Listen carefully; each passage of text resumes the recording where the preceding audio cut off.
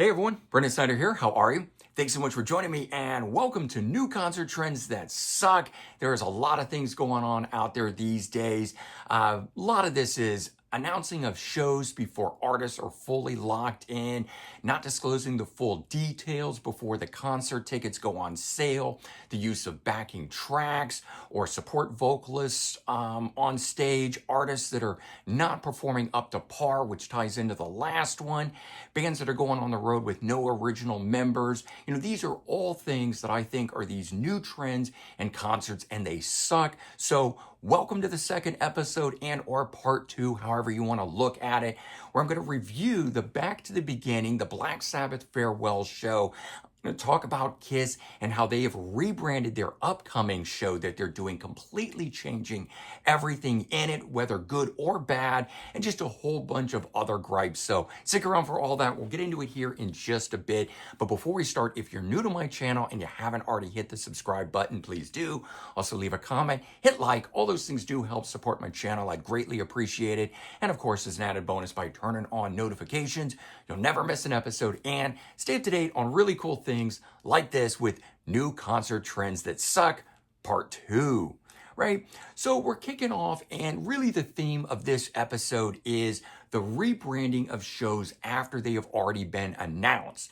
And so Back to the Beginning, the Black Sabbath farewell show, which took place on July 5th of 2025, did exactly that. When it was announced, it was a Black Sabbath farewell show, and very quickly after it was announced, and it sold out immediately, it was revealed that it was really going to be more of a tribute show to the band. There would be a lot of guest performers on there: Metallica, Guns N' Roses, of which Guns N' Roses actually did 4 Sabbath songs, the most of any band that played that evening, Tool, Slayer, Pantera, and many more.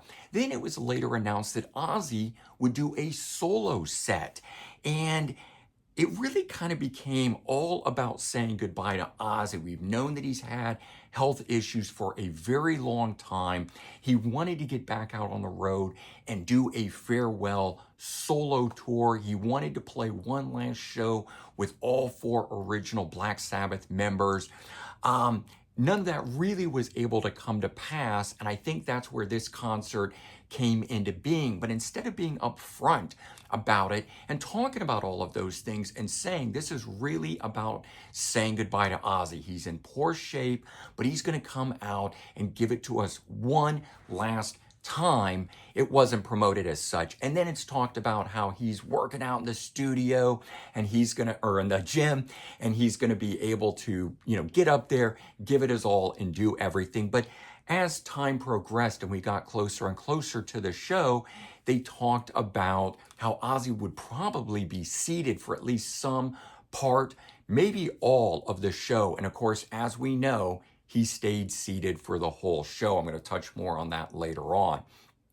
But the, band performances that happened, the overall sound quality of this sort of stuff, for me, it was a big deal because, we have all the bands that were coming onto this thing, a lot of major artists, some of them not performing up to par, and these were major artists. Again, I'm going to talk more about that in a bit. But one of the big things to mention here is that in the end of the day, when you led up to all of this, you build up to it with all that was going on that day. Ozzy comes out first as a solo artist and does 5 solo songs. But when Black Sabbath comes out after that, they only do 4 songs. So why does Ozzy do 5 solo songs and Black Sabbath only 4? Why not the other way around? It really was supposed to have been a Black Sabbath farewell show, and whoever's coming on last should really do the most amount of songs. And I really feel like it should have been 6 Sabbath songs and 4 Ozzy songs and 10 total songs. But if Ozzy could only do 9, and I understand that Black Sabbath actually rehearsed 2 other songs, I believe.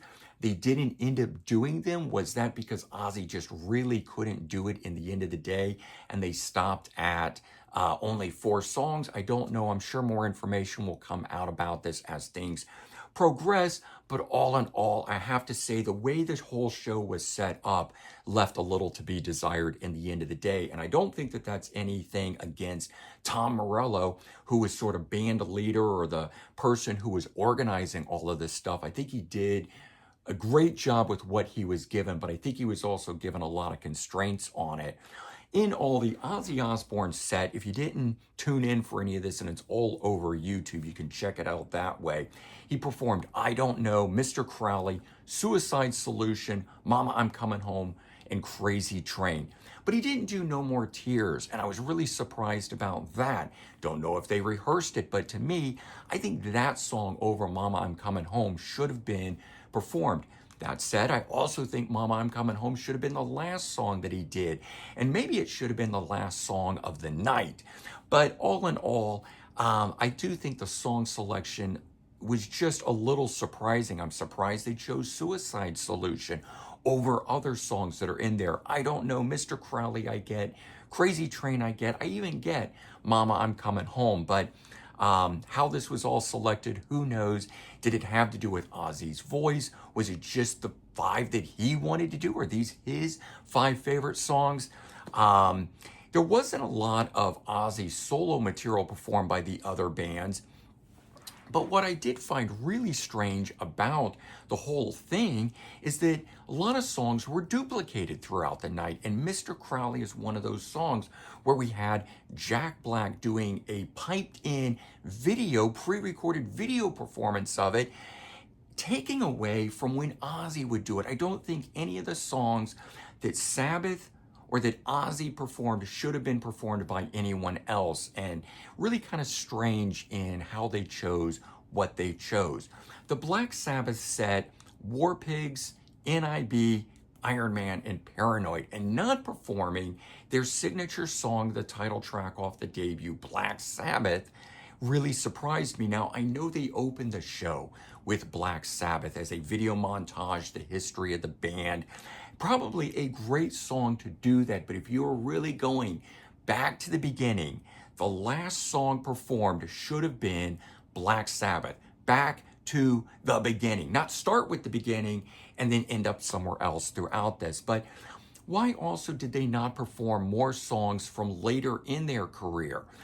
I find that to be surprising and shocking. But when you're only doing 4 songs, you can't really cover a lot. So it kind of is what it is. But all the big name bands and everything that was going on, I sort of just kind of wonder, what was the purpose of all of this leading up to? And, they had weird things like Tom Morello's All Stars. It was a supergroup A and a supergroup B, and it was a hodgepodge of people put together to perform a few songs here, a few songs there kind of thing.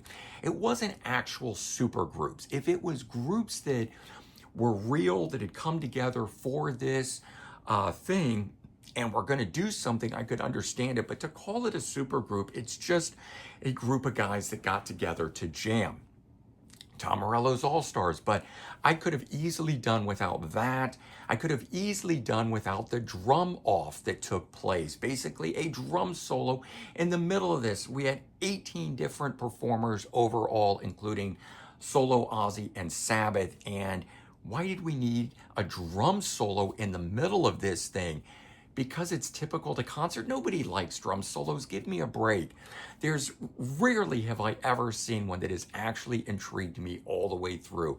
And it's very, very rare. And I love a lot of different drummers, but to sit through that sort of stuff, not my cup of tea, at least. And the pre-recorded segments, the ones I already, I touched on already with Jack Black and Mr. Crowley, but Fred Durst from Limp Bizkit doing Changes as a pre-recorded segment, and that coming between the Slayer set and the Guns N' Roses set. I just really think the sequence of this, the lineups, the order of this don't make a lot of sense to me, which also leads into every band did at least 3 songs except Anthrax. They only did 2 songs. And why were they the 3rd on the bill behind Hailstorm, Gojira, behind the drum off, behind the made-up supergroups, behind the piped-in video performances? That doesn't make sense to me either. Anthrax is one of the big four of thrash. I think arguably bigger than Hailstorm and Gojira. I'm not saying that those bands don't draw more crowds. I get it, modern day bands and things of that nature, but I still think Anthrax deserved a higher position in the day. Of course, this could all be having to do with people's schedules, and maybe they had to leave and head off and go fly somewhere to perform somewhere else. I don't know. There's always a lot of logistics that go into all of this, but I do think that they should have done more than two songs, at least three songs, like every other band, including the two bands that performed before them. They also did three songs apiece. So why did that happen? I have a lot of questions following this whole thing. And in all, starting to break all this down, show format, I think that it should have been done like the Queen and Freddie Mercury tribute concert that happened, where there were opening bands and then Queen took the stage and they had a lot of guest performers with them, whether guitar players or singers, to do Queen songs. And I think we should have had Black Sabbath, we should have had several opening bands, three or four maybe. Black Sabbath would take the show for a full set, 18 to 20 songs, where the first, 16, let's say, were with other singers. And guitar players could come out and other drummers and everybody, and it could have been mega performances. Then Ozzy would come out and close the night. Ozzy could have even opened the set with his solo band or come out before Black Sabbath took the stage, or however they wanted to do it. But I also think the Ozzy solo songs shouldn't have been done. I think this just should have been a Black Sabbath show. Have four major bands open it, then Black Sabbath on stage with different singers. Ozzy comes out at the end for however many songs he can do and close the show. I think that would have made for a much better performance. Set list on this thing. The multiple performances of the same song on done, the Mr. Crowley being done twice, once by Ozzy, once by Jack Black. I don't really get that. In all, this felt more like an Ozzy tribute than a Black Sabbath tribute, which I don't know, didn't sit well with me in all. There was a lot of great deep cuts. There was elements of this that I really did like Perry Mason being performed by Hailstorm. I think it's an underrated Ozzy Osbourne song, and I was glad to see that get done. Planet Caravan being done by Pantera. That was on one of their albums. I think it was Far Beyond Driven, if I'm not mistaken. I thought it was fantastic to have them do that because they did an absolutely amazing job of it when they did it themselves. Then we have Guns N' Roses doing It's All Right. And that was a song going way back to their Use Your Illusion days. And it's captured on their live album. This is on here. It was always done as the opener to November Rain. And I remember seeing the band in 91 and not knowing what that was. And then finding out years later when it was on here and that it was a Black Sabbath song. And then loving that album, Technical Ecstasy, even more. It's one of the reasons I love this album so much. I am a fan of both this album and follow-up album, Never Say Die. I know these are two underrated albums, but that's what makes the performances of It's All Right, Never Say Die, and Junior's Eyes, all by Guns N' Roses, so amazing. So clearly, Axl is also a fan of these two highly underrated Black Sabbath albums. But then to top that off, Metallica does Junior's Eyes off of this one as well. So that kind of stuff got me really pumped, but the rest of the overall thing and the format of it didn't really sit well with me. And the sound quality and or lack thereof, when did this become okay? But so many bands I just don't think sounded up to par. I'm going to zero in on Guns N' Roses and Axl Rose, and Axl Rose has never sounded good live. This stuff here is from a very specific period of time in his career where he sounded great, and it was probably a lot of the stuff that was fixed in the studio. I have seen his Live at the Ritz performance, which he is really good at, but I will say I've seen the band 4 or 5 times at least now. I saw him in 91. I saw him with the alternate lineup of the group in the early 2000s, and I've seen him twice on the reunion tour. And not once has he ever sounded great live. He is okay. You were there to see Axl, the man. You are not there to hear the way he sounds in studio recordings. And that's unfortunate, but it was just really cringeworthy how he sounded in the end of the day. I'm sure it's one of those things that in person you didn't really notice it as much, because oftentimes at a show, they sound better than they do when they're recorded on people's phones and uploaded to YouTube. You really get all the warts and all with that sort of stuff. And that's how I heard it, and it wasn't very great. And then the stage show, I really thought the stage show as a whole was lacking across the board. I mean, I thought the rotating stage where they could set up different artists and keep things moving relatively fast was interesting. But there was just a lack of lights and pyro and big stage setup type stuff. I thought for a huge sort of stadium style performance and a final going out, that this thing should have been like a Guns N' Roses show. If you've been to see them recently on their reunion tour, they have huge mega screens and pyro and lighting galore and video montage things that happen and animated stuff. And I just thought all of that was lacking. Now I get it. Black Sabbath never did that stuff back in the day. That was not part of 1970s concerts, so I do understand it. I just think that for present day, it should have been there. And all in all, just to sort of wrap this thing up, I will say that if I had been at the Back to the Beginning show, I'm quite sure I would have loved every minute of it. I'm seeing it from a distance. I'm watched it on YouTube like most of you guys, and you see it with warts and all. And at that distance, we experience things differently than when you're in person. I loved all the bands that perform. I like those guys. Seeing the songs and hearing this stuff, it was great. It was fun. Even the Jack Black, performance of Mr. Crowley. I liked all that sort of stuff. I just think that this thing could have been put together in a much more succinct way to have had a bigger hit home the way that it should have, and really, really sent off Ozzy and Black Sabbath in better light. Switching gears now, we're going to talk about Kiss and their show, which was originally titled as Kiss Army Storms Vegas. It's taking place November 14th through 16th. And when we get around that time and that has happened, I will essentially do a review of that the same way I just did for Back to the Beginning. And it'll be part of this new concert trends that sucks header, at least. Just when the way all this kind of stuff going, it's sort of the ranting on the state of concerts these days, I guess, but we'll see. Either way, Kiss Army Storms Vegas, right? So this is to celebrate the Kiss Army. And that's how it was billed, and it was set up, and it was announced that Gene and Paul would be taking part in it, performing a few songs, not performing as Kiss. But yet Kiss was actually initially announced as a performer, so they backtrack a bit and then turn around and say, no, in fact, Gene and Paul will perform, and not only will they be performing 15 songs, but it's a full electric set.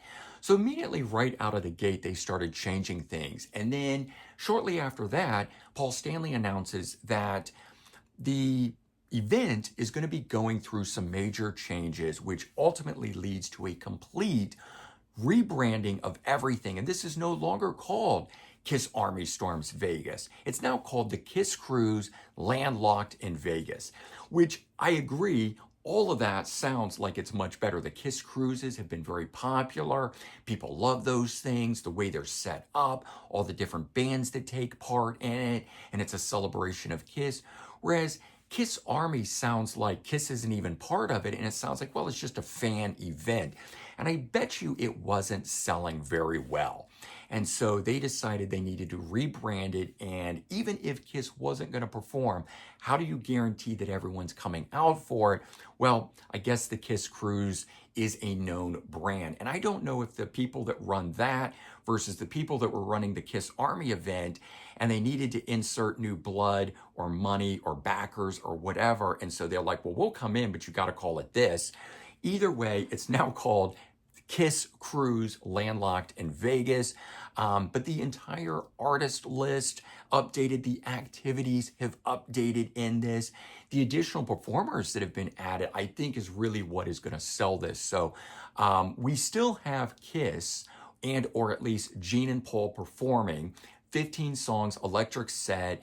We know there's special guests of Bruce Kulick and Tommy Thayer that we assume will be part of the performance. They've not announced who would be backing up Gene and Paul. They're sort of on the fence about calling it actually Kiss performing.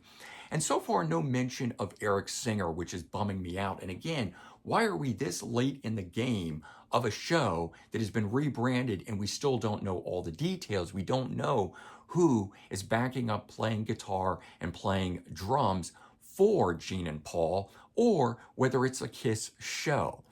But we're pretty sure Bruce and Tommy Thayer will come out and at least guest with Gene and Paul. And if you've got that, you've pretty much got a Kiss show. But if you bring out Eric Singer, you're going to have a Kiss concert. Are they saving that? Are they going to make this thing really explode on the internet that all four of the final guys got together and played? Maybe they're even going to bring out Ace Frehley, because I believe he's been invited to this. No word about Peter Criss either, but it's like, could they do a 4-song reunion of the original 4 guys, kind of like a Back to the Beginning thing, and one last time play?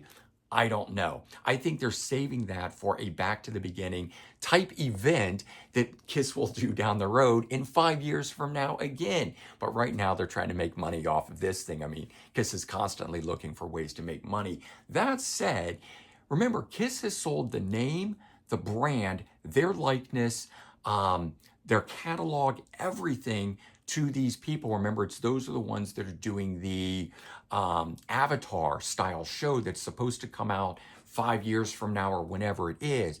So this whole thing right here, even though Gene and Paul are involved in it, they're not the ones really running the show. They may have a lot of input in it, but other people own the Kiss name and the Kiss brand at this point. So we really can't get mad at Gene and Paul for this. But if they're involved to make it more than it is, then I'm at least appreciative of that. So let me jump back because I kind of skipped over who are those additional guest performers. We have Stephen Pearcy and Warren DeMartini of Rat doing a Rat set. So kind of think about this. You're going to have Kiss and essentially Rat doing a show together. I mean, that right in and of itself blows my mind, and I would travel for an event like this. Now, add in that Black and Blue are going to perform. So we know Jamie St. James will be there, but will Tommy Thayer take part in that? I hope so. If he's there, that was his band. So are we going to get a reunion of Black and Blue too? Amazing. Add in Sebastian Bach. Add in Quiet Riot, and already this is looking like one of those sort of M3 festival performances where you've got a lot of 80s artists coming back to the table, and essentially Kiss is headlining it, and Rat's going to headline it one day, because this is taking place over a weekend, so it's 3 dates, 14th, 15th, and 16th in November. How this is all going to break down, because they've not released the schedule of this and what bands are doing what, but all in all, starting to look better. And in this instance, unlike what we previously talked about with Back to the Beginning and the Black Sabbath thing, this rebranding is looking like it's for the better. That's not to say that people that didn't buy the tickets originally thinking this was a celebration of the Kiss Army aren't unhappy. Maybe there are some, but I think for the most part, every Kiss fan is going to be happier with this than it was the other way. So I know there was a lot of people that were unhappy with what ultimately came to be in terms of the Back to the Beginning show itself. But with the Kiss thing, I think a lot of people are going to be happier in the end of the day. And that's sort of where we're going to wrap this thing up, in that you can have rebrandings, you can have changes to things, But when you present it as one thing, and that is a major thing that fans are going to go out and buy tickets for, and you start whittling it away and peeling it away, and it's getting smaller and it's not really what it once was, I think you're cheating the fans and you're stealing from them in the idea of you got them to buy tickets to something that is not what it is. And oftentimes there's all kinds of legal loopholes where you can't go return a ticket because it didn't start out as the event that you originally bought your tickets for. But in the case of, yeah, people got to see the final performance of Ozzy, and that's how people are really spinning it after the fact. They're saying Ozzy wasn't well. He had to stay seated because of that. He was in a lot of pain. I understand that. Personally, I don't think that the performance ever should have happened because the band, Ozzy, couldn't perform up to par. I chose not to go to an event like that. I want to remember Black Sabbath the way they were. I want to remember Ozzy the way he was. I don't really know how better else to say this, and I don't mean it to sound maybe as negative as it's going to come off, but I do feel that it was sad seeing Ozzy the way that he was. He really wanted to come out and do it, and God bless him for doing it, and I'm glad he got a chance to do it, and I'm glad the fans that wanted to see it got a chance to see it and say goodbye to Ozzy that way. But in terms of these great mega artists like Black Sabbath, Ozzy, Kiss, I do think they should stop at more of the height of their career. Yes, I know you can come down a bit from it. You know, Kiss was not all the way at the top of their career when they hung it up. Paul Stanley's voice had started to go. And I'm okay with that. You don't have to be mega great. You don't have to be like you once were in the 70s. But to be seated, to not be able to sing the way that you used to not be able to perform the way that you used to have to tune differently, the songs, all of that sort of stuff, it's not for me. That's plain and simple. It's just not for me. Might be for you guys watching. That's okay. We all come at this from a different perspective. But rebranding things and changing them, I think, is a major concert trend that I've seen numerous times. It's just that these are the two biggest shows, so I focused on that aspect of it. And we're going to leave it at that point. You guys can weigh in and tell me what you think of both what you saw from the back to the beginning, the final performances with Ozzy and Black Sabbath. You can let me know what you think about the rebranding of the Kiss show and whether or not that is going to be a mega event or not. But weigh in on it. In all, these are new concert trends that I think suck. Weigh in, let me know if you agree with that, and let me know other new concert trends that you think suck. We covered a lot of them in the last one, talking about, use of backing vocals, pre-recorded stuff, bands going out on the road with no original members, all that sort of stuff. If Kiss gets up there and performs with two other guys and calls himself Kiss, I'm going to be very upset. That would be an equivalent of that. So something to rant about in the future, but all in all, hope you guys enjoyed this episode. Stay tuned. We'll do more of these things in the future. All in all, take care, and I'll talk to you real soon. Bye-bye.